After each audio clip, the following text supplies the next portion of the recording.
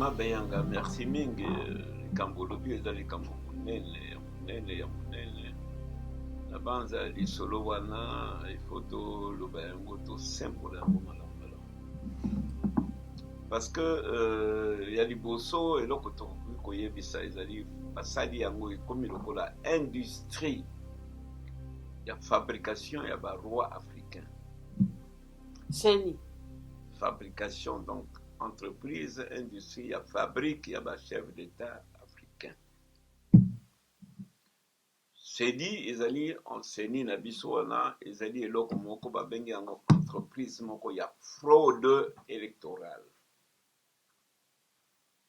Basali yango mpona kozwa batu oyo boye bazali lié babengaka en français sous obédience lokola baumbu ya basaleli ya bapuissance occidentale mpona kosala politique na bango, politique moko ezali ya nuisance mpona konuire na mboka, mpona kovide kopaupériser population, mpona kocréer misère na kati ya bamboka, notamment mpona barichesse ya bamboka nyonso ya Afrique.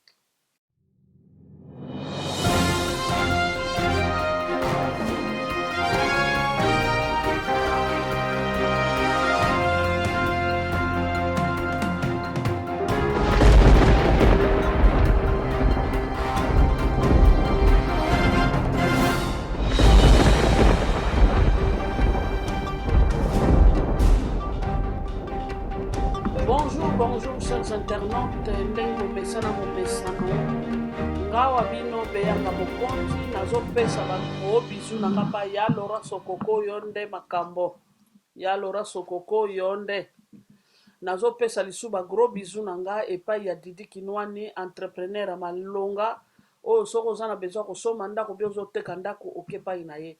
Nazopesa lisu ba gros bizu na nga epai ya Eric Mandala oyo azosala fierté ya RDC na mboka Congo epu nazopesa ba gros bizu na nga na balandi nyonso ya Centras TV o balandanga na monde entier nga babino beyanga mokonzi.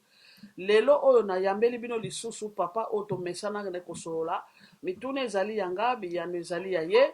Lelo toye lisusu pona problème ya seni parce que batu mingi baza komitungisama, ba mama baza komituna, ba papa baza komituna, est-ce que na kati ya monde entier Seni, ça n'existe pas.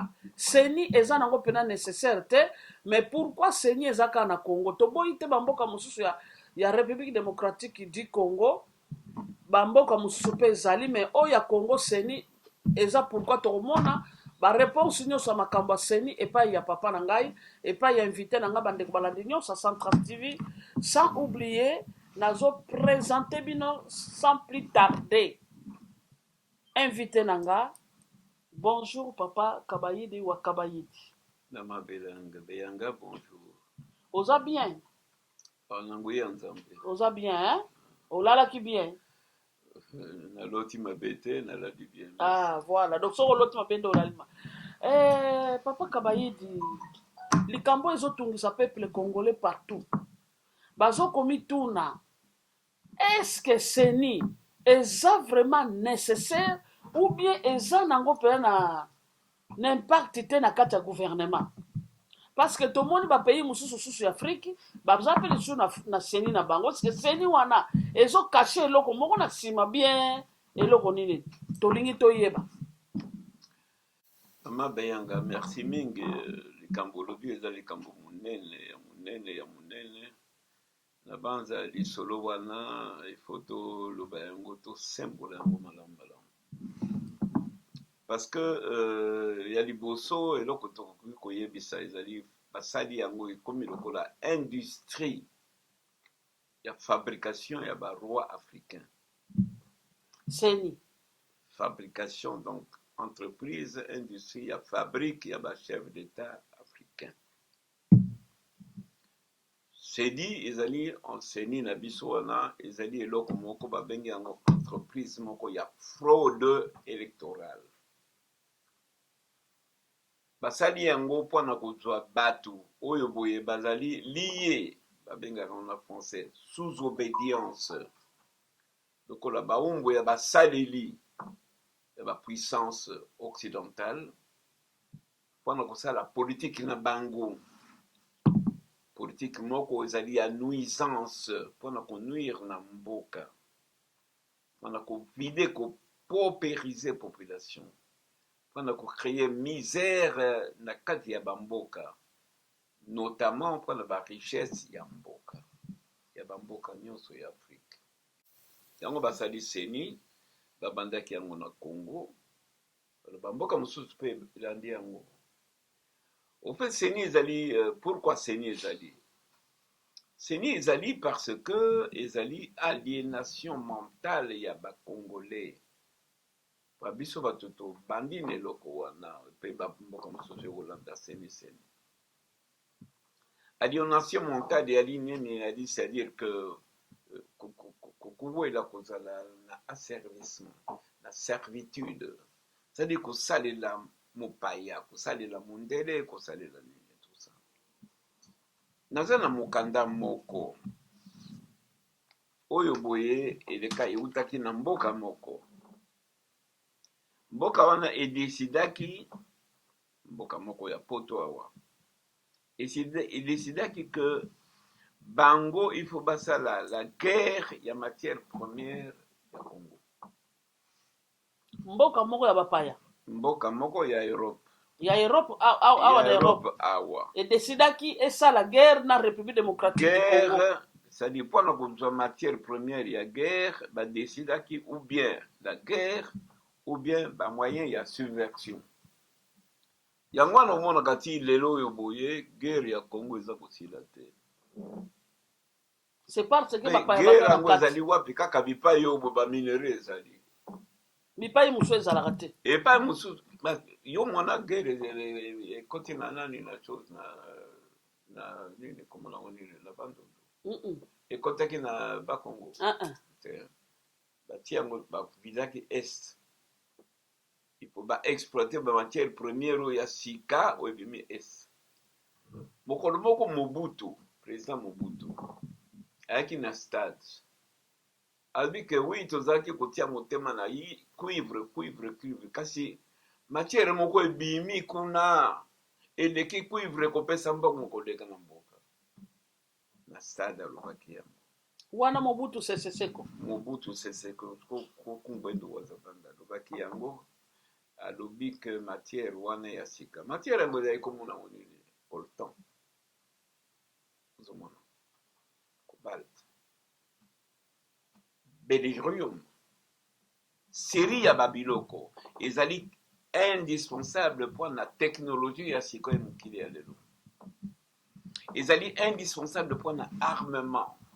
Ezali indispensable pour la ba téléphone ba portable. Voilà. Armement, téléphone. Donc yangwana batu wana basalaki programme wana pour que biloko wana bazwa yango facilement. Alors comme Mobutu alobaka que de son vivant pas 1 centimètre carré territoire congolais il devenait non akomaki moto ako abattre. Akomaki moto yako abattre. Parce que akomaki pour empêcher yango. Ah donc Mobutu azalaki empêcher que 1 mètre ya république eke na mboka mususu. Ya ingaki alikaki ya côté. So lelo tuza na Mobutu biloko ne kosalama te. Alobaki yango de mon vivant pas 1 seul centimètre carré. Alors nanga naza komituna bato bazaki na Mobutu. Biso tozaki Mobutu. Mais ndenge nini baza kondima sikoyo beko kotela na kote obayebi malamu ke bato wana moto azali wana komone soko kabila soko kabange soko dokoni je sais pas bon ye aza kobimisa akosa politique akobimisa biloko ete na mboka mosusu ozomona ezali aliénation mentale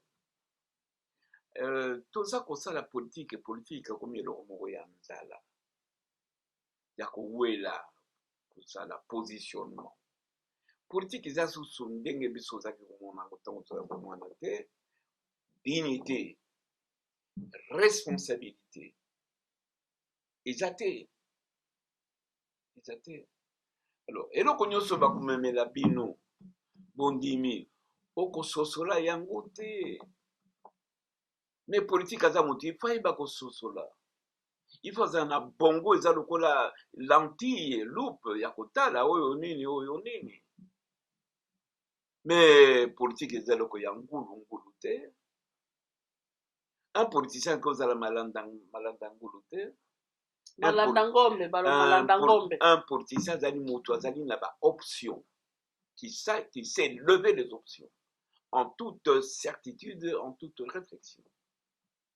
C'est-à-dire la kotala, qu'est-ce qui est bon, qu'est-ce qui est mauvais. Le choix de la vertu, pour séparer yango, il y a biloko mabe. C'est ça. Mais tokomi na politique moko. Na ko expliquer le likambo ya nani ya sujet yo ye nango lelo, sujet wana monene ya chose ya seni. Ba évêque na ba mupe baza kowela seni. Ba pasteur na banani baza kowela seni. Ba ngamba na banini baza kowela seni. Nature ya seni eza nini? Nature ya seni ezali fraude électorale. Parce que loi, disposition générale, loi organique numéro 10/013 du 28 juillet 2010 portant organisation et fonctionnement de la Commission électorale nationale d'indépendance. Donc, comme on a dit, c'est bon. Et le biboye, dans l'article 2, la Commission électorale nationale indépendante, si après la CENI, est une institution d'appui à la démocratie. Notez bien, elle est un organisme de droit public permanent et neutre, doté de la personnalité juridique. Donc, CENI faisala neutre. Siko tokena, wana article 2. Siko tokena article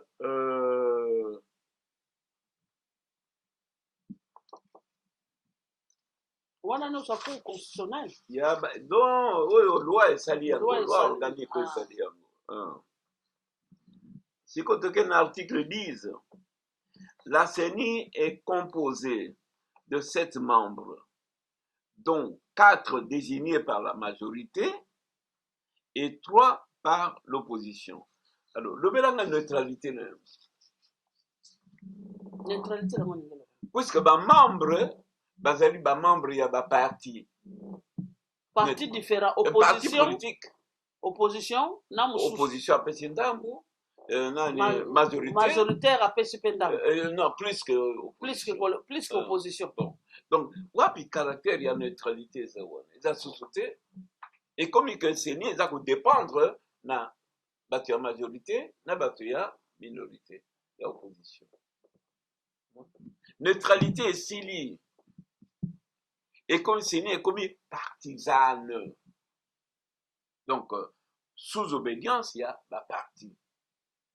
Alors ce que tu kolbi to continue na ndenge wana bambula na bambula ba siècle na ba siècle kolandana chaque fois qu'il y a élection il faut majorité à gagner parce que la majorité na kati ya bureau donc il faut même appeler majorité wana na kati ya ba député ezali ko forcer donc ce que tu lui to landa conformité ya loi organique ou saliseni loi 10 wana il faut nécessairement eloko moko ekogéré ezala neutre yango wana na bamboka nyonso awa na poto mpe ntango ebandaki na Congo kala même ntina Zaïre élection ezalaki gérée par les communes et bacommune eza kodépendre na ministère ya intérieur.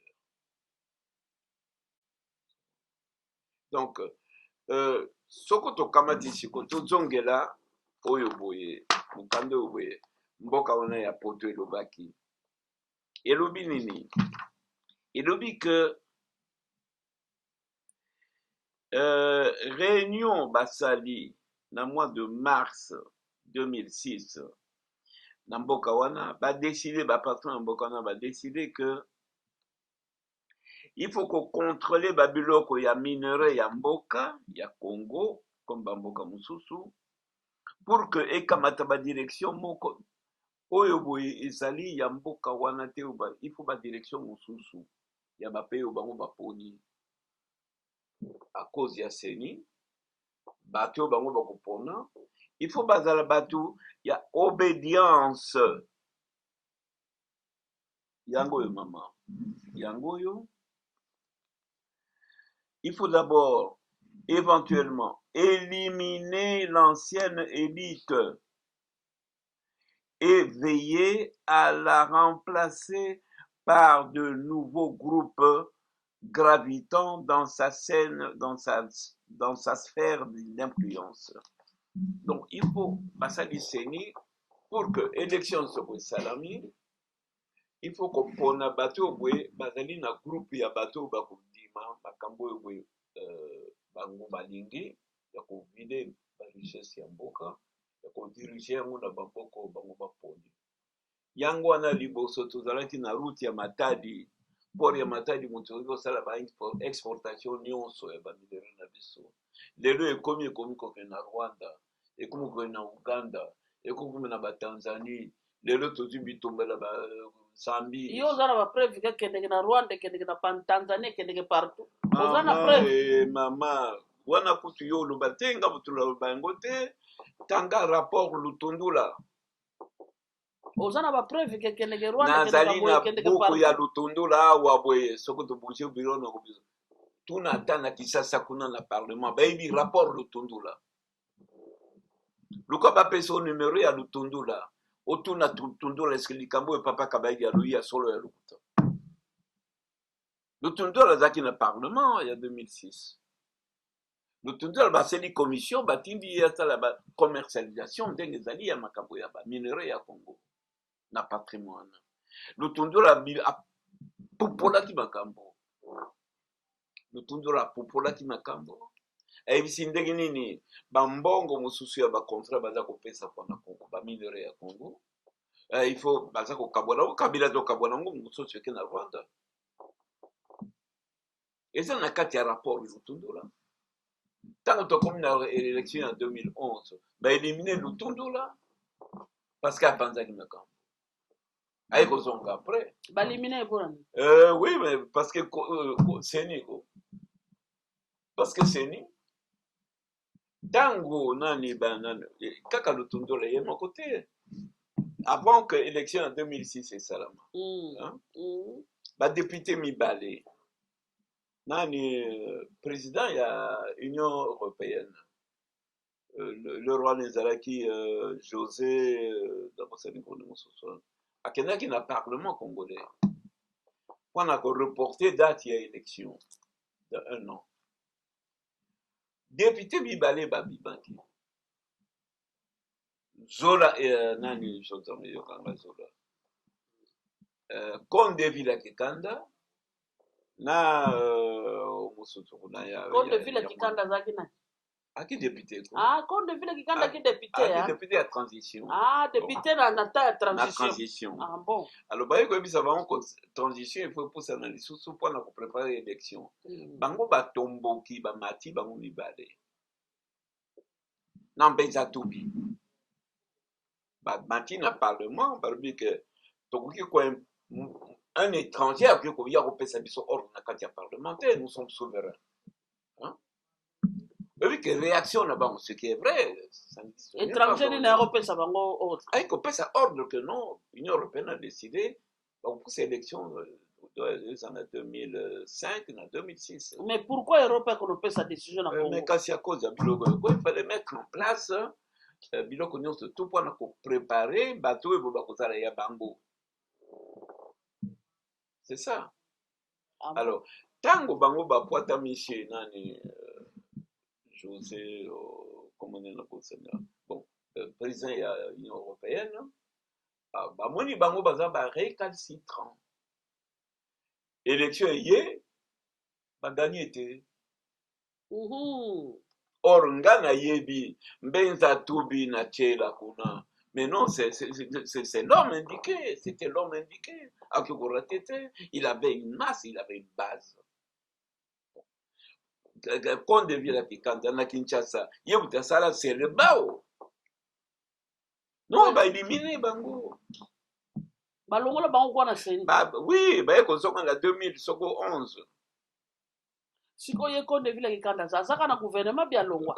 Non, Azali, je ne sais pas s'il est député toujours ou sénateur, je ne sais pas. Bon, bref, c'est quelqu'un que je connais sa valeur.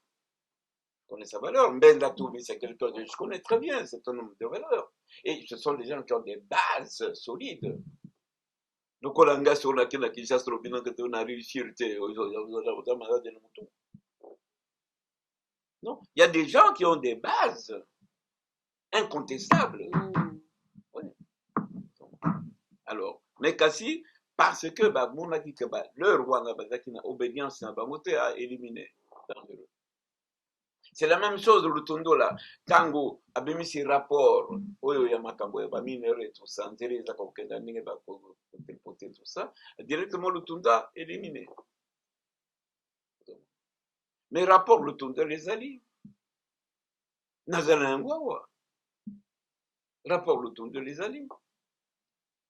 Les situations. Donc, il faut oser la moto, il y a obédience.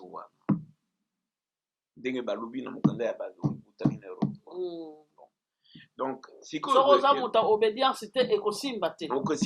Alors, si vous avez un problème,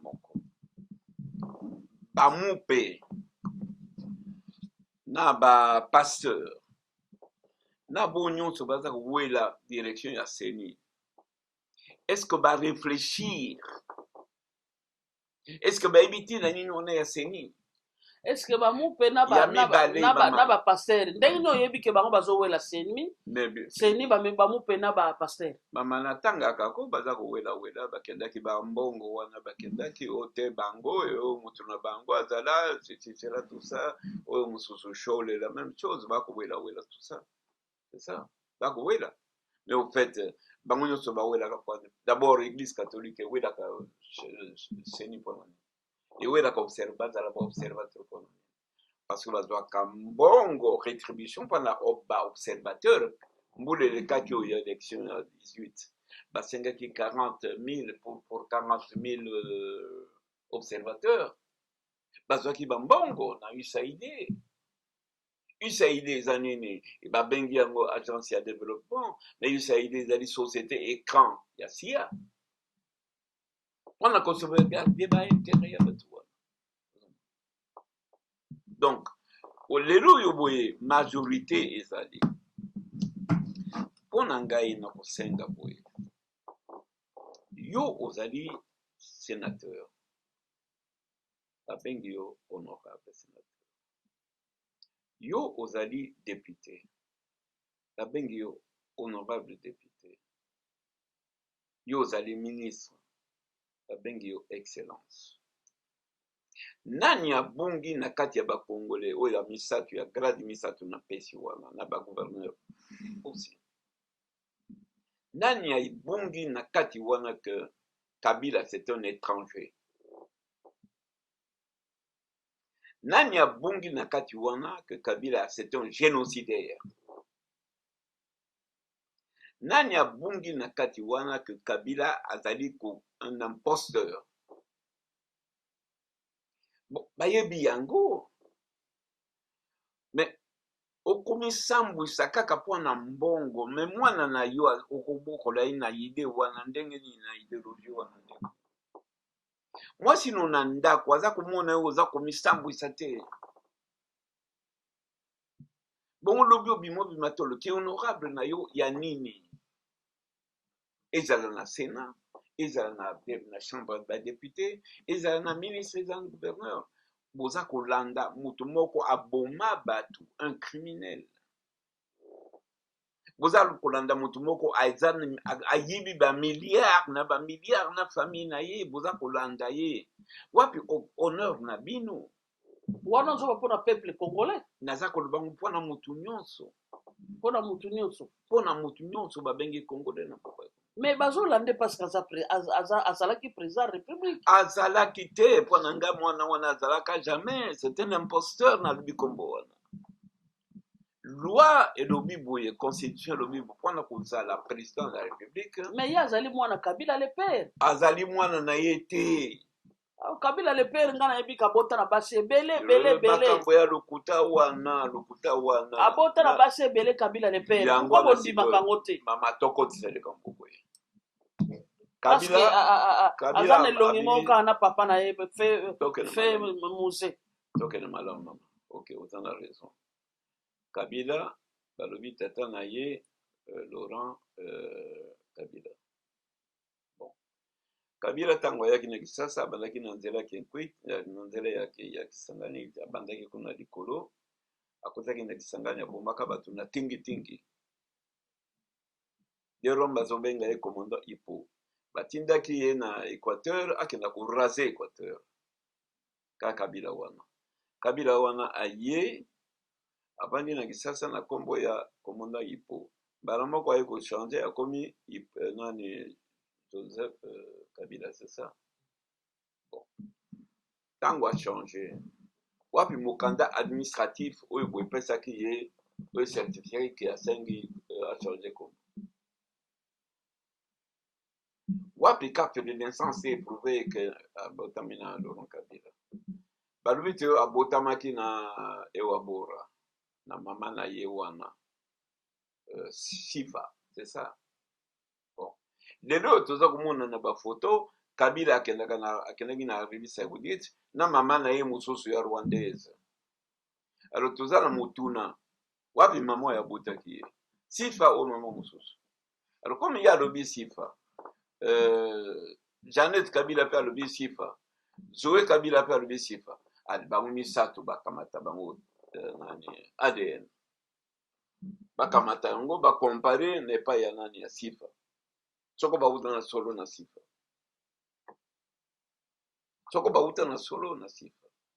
boko soke bimi ya solo soke bimi ya solo ekobima pe ya solo bazana ndeko na yebisi yo mama Beyanga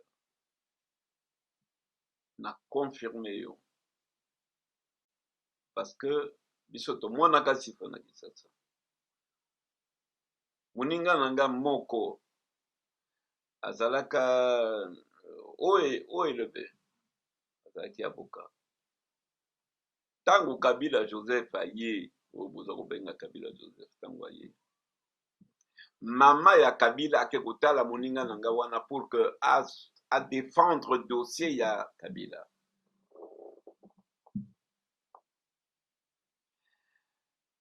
Moninga nanga wana atongisaki mama wana ya rwandaise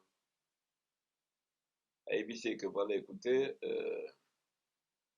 tobane aya tosolola parce que ye aza malade aza na besoin monganga aya. Donc moninga na wana aza moto alokuta te epai na nga mtoka tokola banda bomoi ayebi yango malamu pe akokai bokosanga te koyebisanga voilà Paul likambo nauti kozwa lelo j'ai eu reçu en audience mama boye akikotala ngai rwandaise natuni ye rwandaise olia nani rwandaise loleur wana kombo ya Sifa ebimi nanu te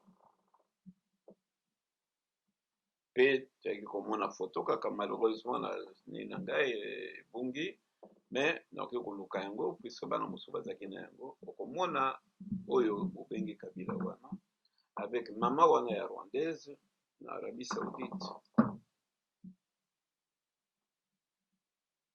akenda kotala mama na ye mama wana aloja batindelaka ye balengo d'or. Janet atindaka alojaka balozi balengo d'or bafungola nzela ya port moko basaleli masuwa wana oyo ememaka babiloko ya Congo elekaka ekei bayiba port mosusu privé basala yango na nzela ya boma. Alors na côté mama nayebisi yo problème yango wana c'est-à-dire que na ndenge tosalaki mokanda oyo mona otangaki yango na banza tolobi ke sikoyo toza koapuye politike ya nani ya président Félix Tshisekedi. Parce que tango UDPS abimisaka feuille de route ya dialogue pour le dialogue biso tobimisaka feuille de route pour la justice. Mais si quand on comme l'état de droit, on doit que Félix a salé bien que tu comme l'état de droit. Tomoni état de droit. Voilà. Tomoni ba preuve ya état de droit. Tomoni siko à côté li o biso président to défendre kama kambu ya rapport mapping alors to continue na terrain. Ah donc si comme nous allez pour to continue na terrain parce que approuvé biso. Ah donc bon dimi siko Félix. Tondimi tozana mais aza président na biso nalbina ezali challenge aza président na biso challenge ya lokola nini terrain match bandi otomona donc challenge wana biso tokoti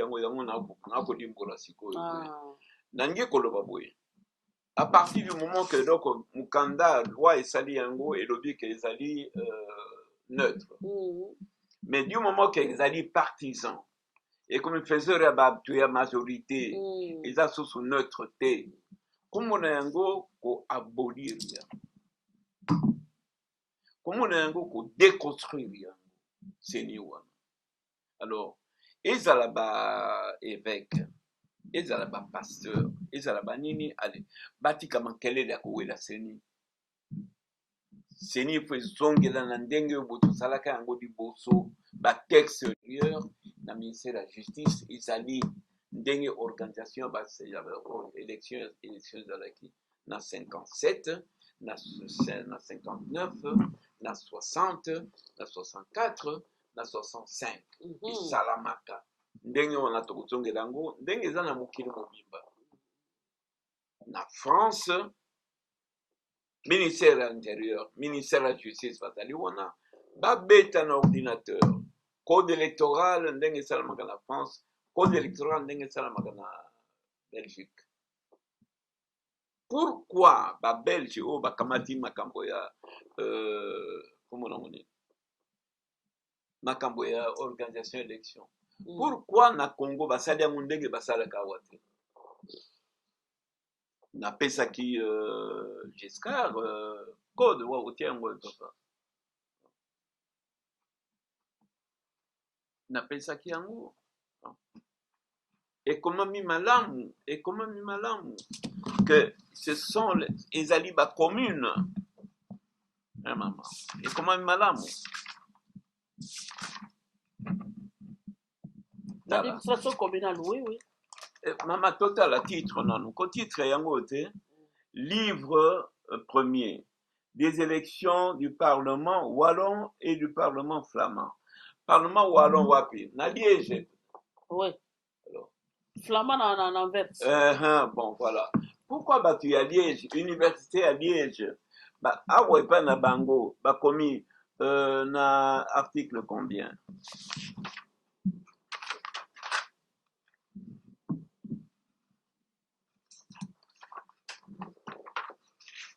Paragraphe 3, page 7. Page 7, yango papa. Yango na nazawana ko mama. Nani tala référence et article. Article 3, administration communale ne peut. Paragraphe 3, article ça combien? Bah comme boy. L'administration communale ne peut délivrer des exemplaires de copies de la liste des électeurs à d'autres personnes que cette chose. C'est l'administration communale. Bon. Comment on est une commune? Commune, oui. Bon, voilà.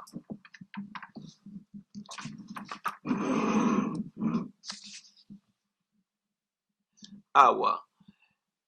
Les présidents des bureaux principaux des circonscriptions et de cantons visés respectivement à l'article 26 quater de la loi spéciale et à l'article 2 code électoral communiqué par voie digitale leurs coordonnées au ministre de l'Intérieur. Yangoyo, au ministre de l'Intérieur. Bon.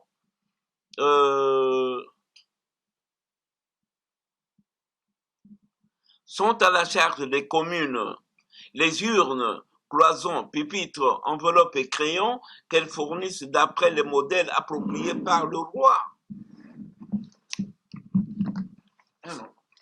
Nyonso tu ezali commune.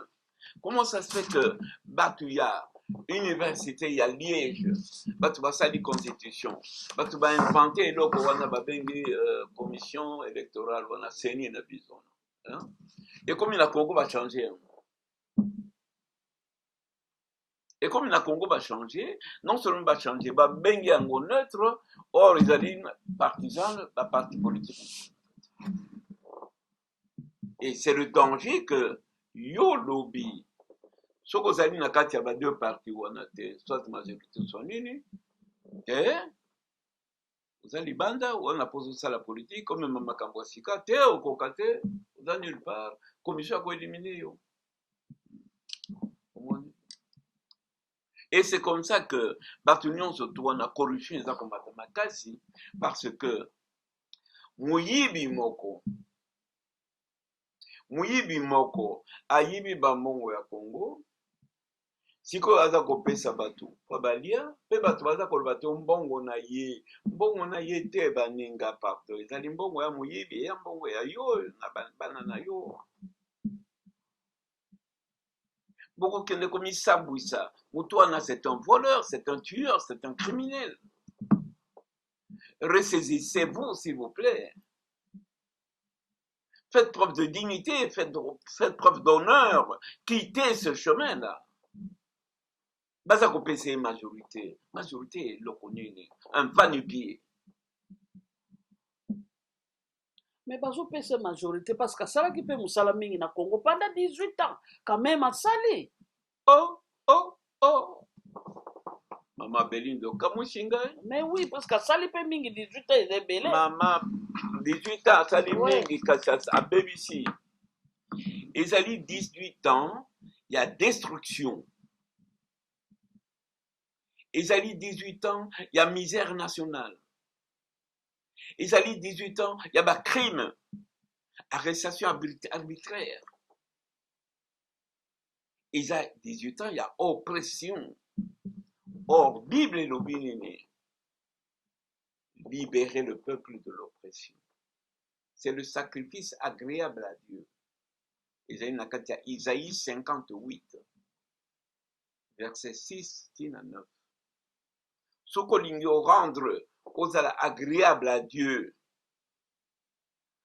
yeba que oye loko sepeli saka nzambe ezali te opo au jeûner 40 jours 40 nuits ezali te opo olati saki ya te po pakoli pour Toulouse non, libérer les opprimés.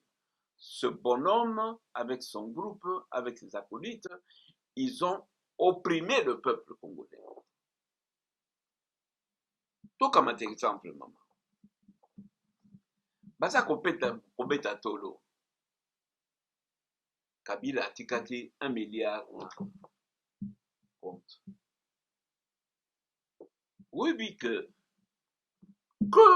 valent 1 milliard de dollars pour 70 millions de personnes? Pour un pays à 2 300 et quelques mille carrés. 1 milliard, c'est quoi? Nani akoki kotamba batango bamoni ya balu 1 milliard atikaki mbongo ebele? Mais non, ayibi combien? Nani amonaki place ayibaki? Oh mama, par rapport eza mingi hein? Nani amonaki pa ayibaki? Par rapport ezali par rapport ebele il faut tala par rapport ebele oza koyebisa que Kabila, la famille Kabila bazali n'a pas moins de 70 et 80 milliards.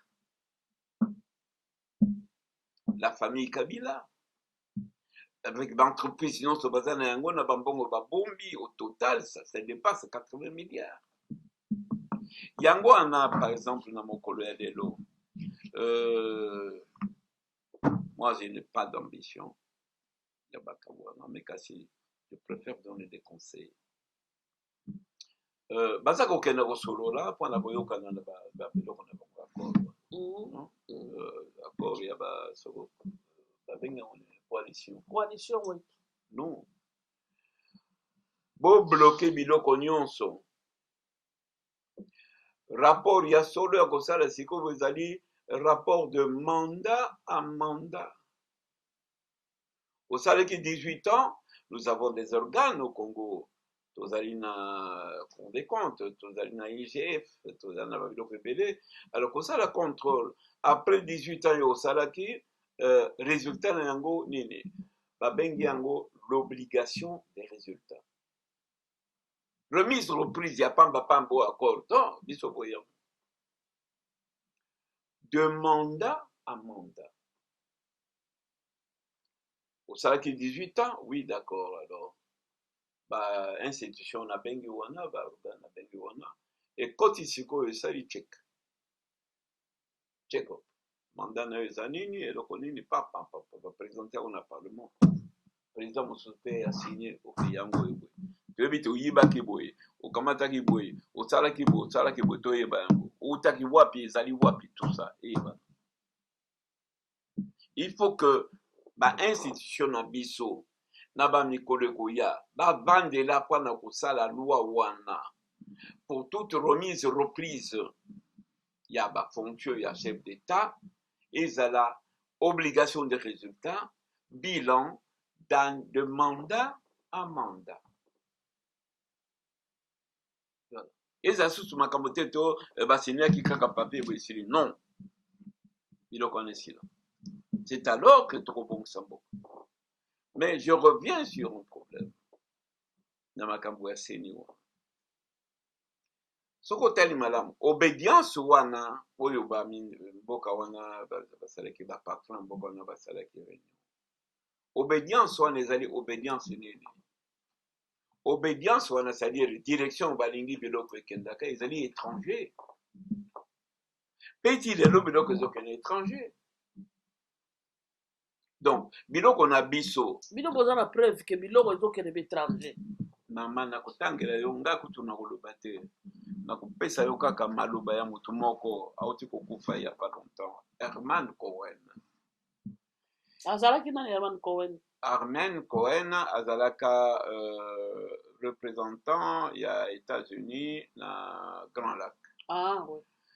mais autaki wapi autaki azalaka secrétaire d'État américain chargé des affaires sous-secrétaire d'État chargé des affaires africaines Herman Cohen alobaki boye ngam nalobi yango te journal moko moto ekomaki yango le potentiel na bantu ekomaki boye déclaration ya Herman Cohen ntango aki vivant alobi que le Congo va se contenter des taxes mais tous les produits vont aller au Rwanda et le Rwanda va donner des milliards naloba na ye ya mibale nana document naki kolakisa yo pardon talia ngai na badossier wana ndenge ya farde oyo farde moko akomi accord cadre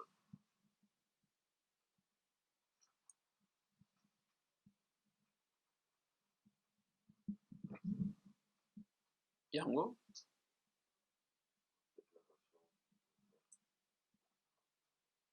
ndeko nango eza wana bakomi accord cadre okupini koloba pe selo te yango te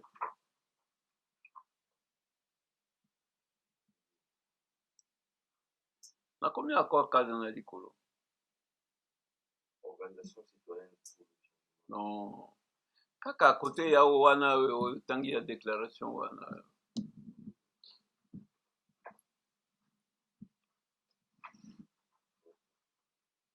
bref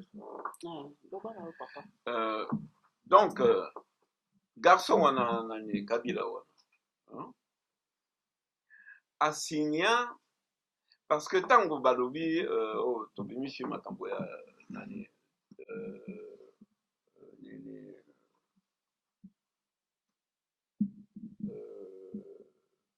rapport mapping Tango rapport mapping ebimi.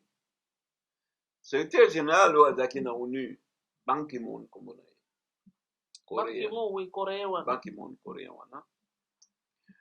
Na groupe ya ba-américain babloqué au lieu basala exécution ya nani ya rapport cadre ya nani ya chose ya rapport mapping bango babimisi sikoyo we accord cadre ya Addis Abeba. Ntango babimisi accord cadre wana ya Addis Abeba, accord cadre wana ekomi que pour la région, c'est-à-dire le bassin à Grand Lac, les richesses du Congo, les richesses naturelles, il faut ekendaka tokabolaka yango na ba pays voisins. Ça veut dire pays voisins banani na banani. Uganda, Rwanda, ba pays nyonso to badirijaki makambo ya bitumba ya génocide du Congo. Ya 96, 97. Ekendaka biloko ekendaka. Okende okuta encore la même disposition oyo boye accord ya Lemera oyo nani les choses Laurent Kabila signaka. Le sol et le sous-sol du Congo appartiennent à l'AFDEL. Le sol, quoi, le sol et le sol, article 2, le sol et le sous-sol du Congo appartiennent à l'AFDEL. Et c'est ça, travail agent. Bakamata batia wana kwa sala yango, abomaka batu, ezali Kabila wana bobenga. Et accord cadre, première signature na yango, c'est Joseph Kabila.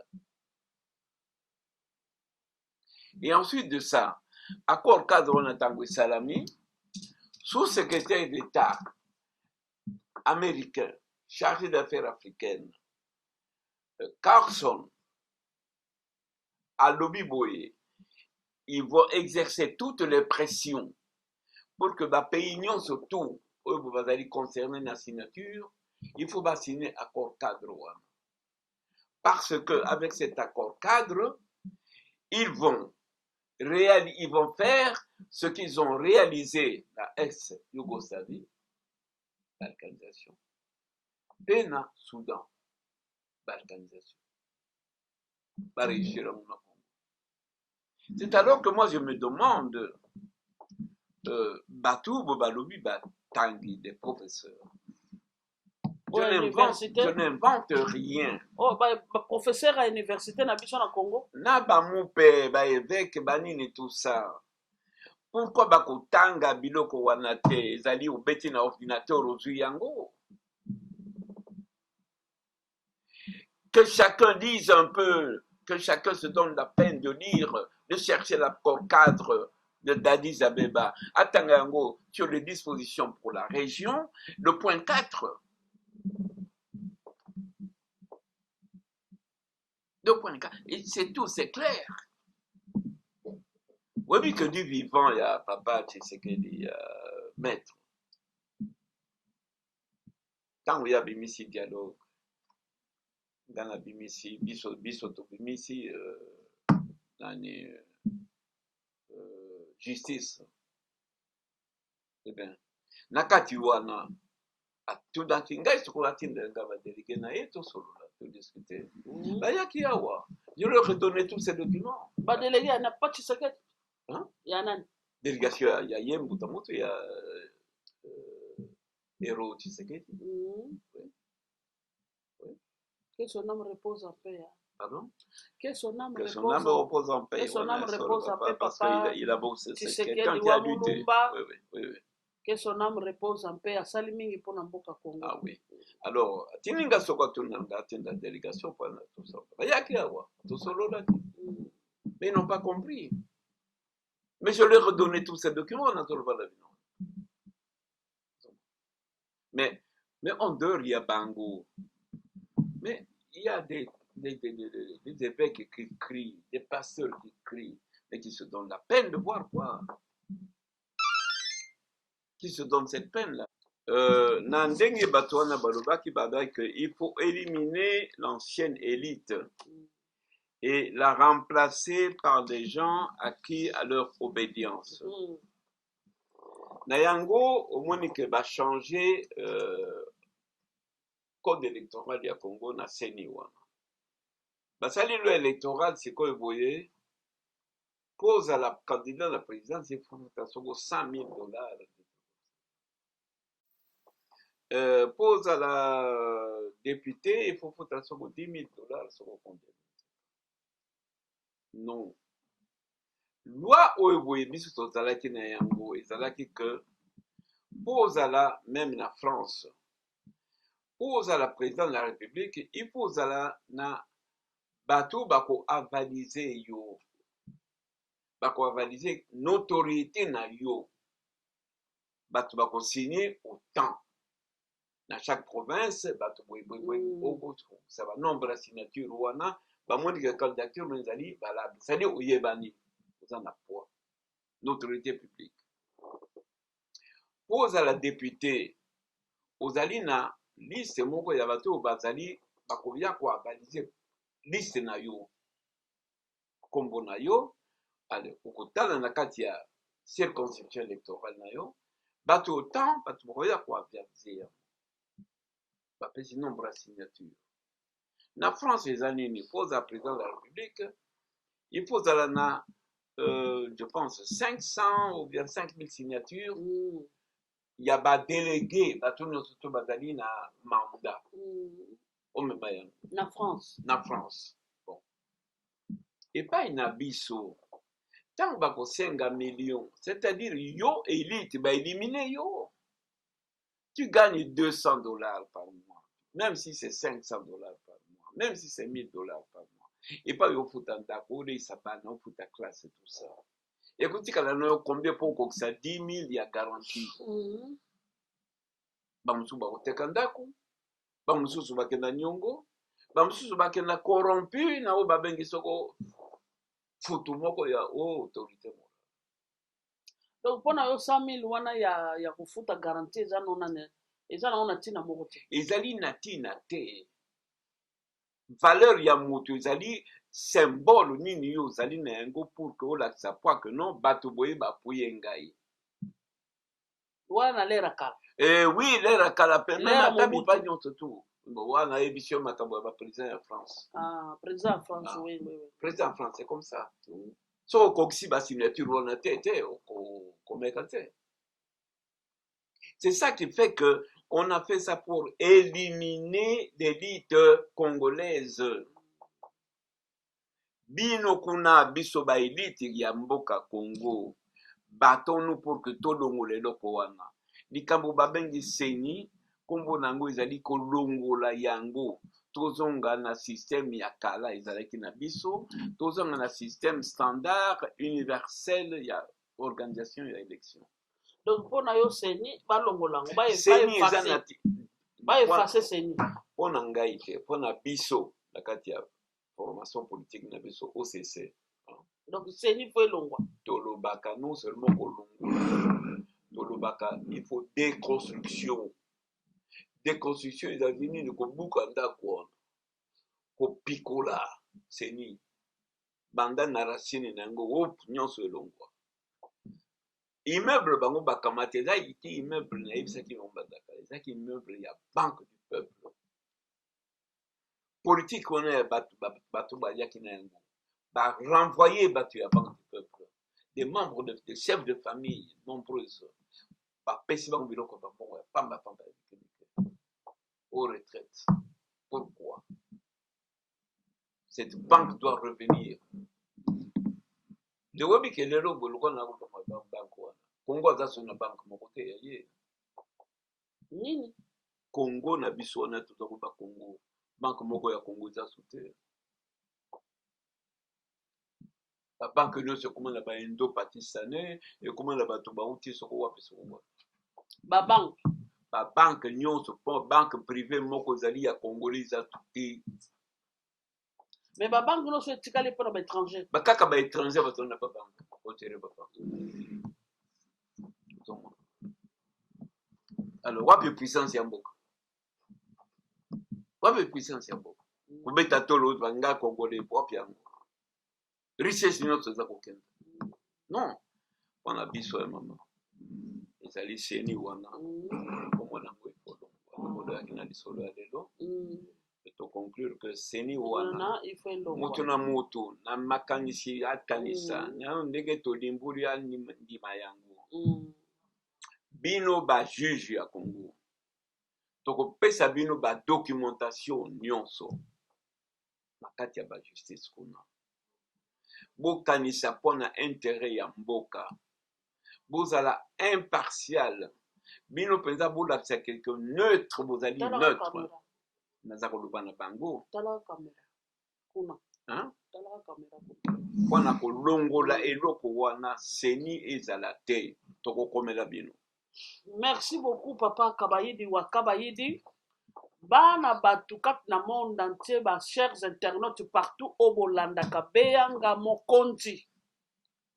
Na pesi ba gros bisous nanga epai ya Mireille Kardashian la patronne. Na pesi lisu ba gros bisous nanga epai ya Madoko Kar. Na pesi ba gros bisous nanga lisu epai ya Antomiezi. Maman na merveille. Maman na Bénédicte. Maman na Junior, ba gros bisous na ba koko na koko na yo. Ba gros bisous lisusu. Na pesi lisu ba gros bisous nanga epa ya Laura Sokoko yonde makambo ya Laura Sokoko yonde. Merci mingi bandeko balandi nyonso a Centras TV. Ngawa bino tokomona na nde na émission ya sima botikala malamu bandeko balandi nyonso bolandanga na kati ya monde entier. Bo s'abonner massivement na kati ya Centras TV. Merci mingi bandeko balandi nde tomona ni mbala sima. Merci.